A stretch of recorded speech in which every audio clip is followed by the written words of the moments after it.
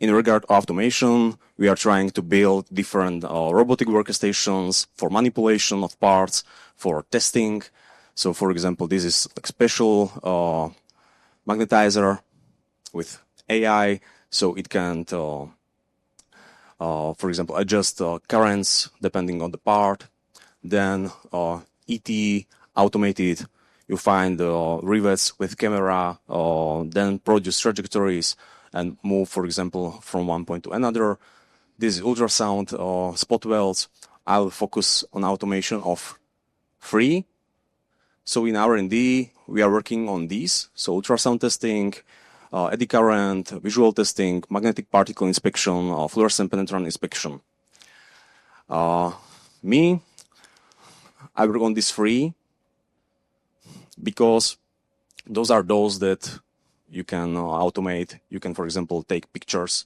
So you have digital data that are kind of similar.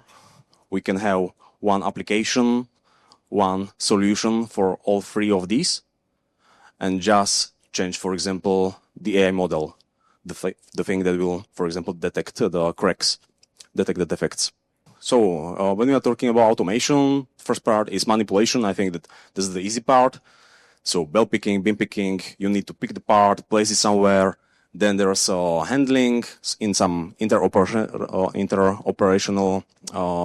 handling. You can use Cartesian manipulators, robots, and so on. And then the third part is inspection. Yeah, so if you have, for example, manual bench at the moment, for full automation, there are a lot of things that you need to automate, so it will work.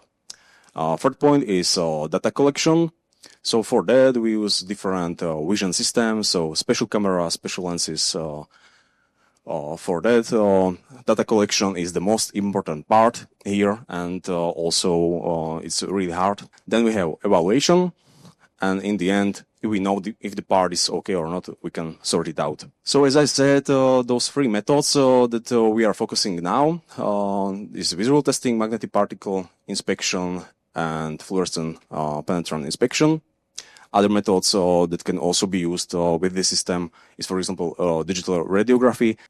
And we also are working on ultrasound testing,